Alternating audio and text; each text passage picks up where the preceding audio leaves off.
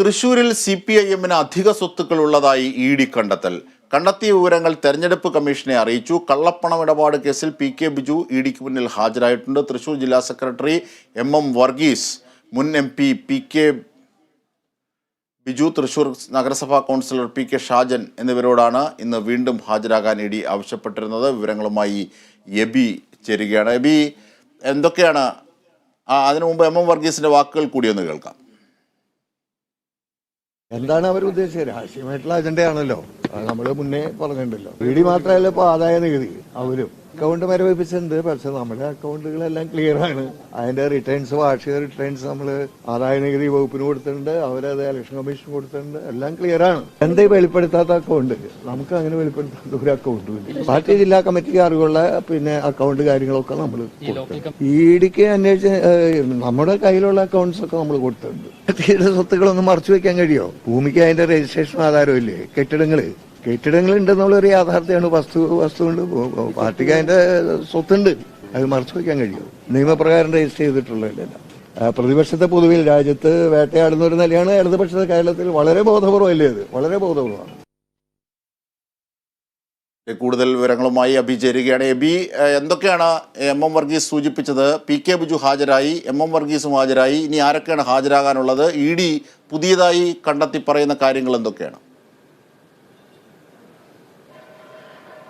ജിംഷാദി, ഈ കേസുമായി ബന്ധപ്പെട്ട് ഇപ്പോൾ 2 പേർ കൂടെ ഹാജരായിരിക്കുകയാണ്. PK ബിജു ആണ് ആദ്യം ഹാജരായത്. അതിന് തൊട്ട് പിന്നാലെ തന്നെ MM വർഗീസും എത്തുകയായിരുന്നു. PK ബിജു മാധ്യമങ്ങളോട് പ്രതികരിച്ചില്ല, മറിച്ച് MM വർഗീസ് മാധ്യമങ്ങളുടെ ചോദ്യങ്ങൾക്കെല്ലാം കൃത്യമായ രീതിയിലുള്ള മറുപടി നൽകുകയായിരുന്നു.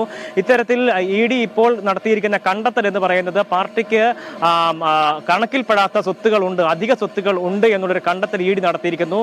101 സ്ഥാവര ജംഗമ വസ്തുക്കൾ ഉണ്ട് എന്ന് കണ്ടെത്തിയിരിക്കുന്നു. ഇതിൽ 5 അക്കൗണ്ടുകൾ ഉൾപ്പെടെ ഉണ്ട് എന്നുള്ളതാണ്. അതായത് കരുവന്നൂരുമായി ബന്ധപ്പെട്ട 5 അക്കൗണ്ടുകൾ, അനധികൃതമായിട്ടുള്ള അക്കൗണ്ടുകൾ പാർട്ടി ലോക്കൽ കമ്മിറ്റിക്ക് ഉണ്ട് എന്നുള്ളൊരു കണ്ടെത്തൽ കൂടിയുണ്ട്. ഈ കണ്ടെത്തലുകളെല്ലാം തന്നെ ED തെരഞ്ഞെടുപ്പ് കമ്മീഷന് നൽകുകയും ചെയ്തിട്ടുണ്ട്. ഇനി അതിൽ തെരഞ്ഞെടുപ്പ് കമ്മീഷന് അവരുടെ വിവേചന അധികാരം അനുസരിച്ചുള്ള നടപടികളിലേക്ക് കടക്കാൻ കഴിയുമെന്നുള്ളത് തന്നെയാണ് പ്രധാനപ്പെട്ട ഒരു കാര്യം. ഇത് തെരഞ്ഞെടുപ്പ് കാലം കൂടിയാണ്, അതുകൊണ്ട് തന്നെ അതിന് വലിയ രീതിയിലുള്ള പ്രാധാന്യം കൂടി ഉണ്ട് എന്ന് പറയാതിരിക്കാനാവില്ല. എന്തായാലും ഇതുമായി ബന്ധപ്പെട്ടുള്ള ചോദ്യങ്ങൾ കൂടി MM വർഗീസിനോട് ചോദിക്കുകയുണ്ടായി. അദ്ദേഹം ഈ കാര്യങ്ങളെല്ലാം തന്നെ വ്യക്തമായിട്ടുള്ള മറുപടികൾ നൽകുകയും ചെയ്തിട്ടുണ്ട്. പാർട്ടിക്ക് അനധികൃതമായിട്ടുള്ള അക്കൗണ്ടുകളൊന്നും തന്നെ ഇല്ല. പാർട്ടിക്കുള്ള അക്കൗണ്ടുകൾ, പാർട്ടി ജില്ലാ കമ്മിറ്റിക്കുള്ള അറിവുള്ള അക്കൗണ്ടുകളുടെ ഡീറ്റെയിൽസുകളെല്ലാം തന്നെ EDക്ക് നൽകിയിട്ടുണ്ട്. അറിയാത്ത കാര്യങ്ങളെക്കുറിച്ച് പറയാൻ കഴിയില്ലല്ലോ എന്നുള്ള ചോദ്യം കൂടി അദ്ദേഹം ഉന്നയിക്കുകയുണ്ടായി. ഒപ്പം തന്നെ അവിടെയുള്ള 2 ലോക്കൽ കമ്മിറ്റികളുമായി ബന്ധപ്പെട്ടുള്ള വിവാദങ്ങൾ കൂടി ഉണ്ടായിരുന്നു. അവർക്കാണ് ഇത്തരത്തിൽ അനധികൃതമായിട്ടുള്ള അക്കൗണ്ടുകൾ ഉണ്ട് എന്നുള്ള ഒരു വിവരം ED കണ്ടെത്തിയിരിക്കുന്നത്. അതിനെക്കുറിച്ച് തനിക്ക് അറിയില്ല എന്നായിരുന്നു അദ്ദേഹത്തിന്റെ പ്രതികരണം ഉണ്ടായിട്ടുള്ളത്. എന്തായാലും തുടരെ ഇത്തരത്തിൽ ചോദ്യം ചെയ്യലിന് വേണ്ടി വിളിച്ചു വരുത്തുന്നത് അത് രാഷ്ട്രീയ പ്രേരിതമായിട്ടുള്ള നടപടിയായിട്ടാണ് കണക്കാക്കുന്നത്. പ്രതിപക്ഷ പാർട്ടികൾ ഇല്ലാതാക്കുന്ന നടപടികൾ രാജ്യമെമ്പാടും ഈ നിലയിൽ കേന്ദ്രത്തിന്റെ ഭാഗത്തുനിന്ന് ഉണ്ടാകുന്നു. അതിന്റെ ഭാഗമായിട്ടുള്ള നടപടിയാണ് ഇപ്പോൾ ഇവിടെ കണ്ടുവരുന്നത് എന്നത് അദ്ദേഹം ചൂണ്ടിക്കാണിക്കുകയുണ്ടായി. പാർട്ടിക്ക് സ്ഥാവര ജംഗമ വസ്തുക്കളുണ്ട്, കെട്ടിടങ്ങളുണ്ട്, അതിനൊക്കെയും കൃത്യമായ രീതിയിലുള്ള കണക്കുകൾ ഉണ്ടാകുമല്ലോ.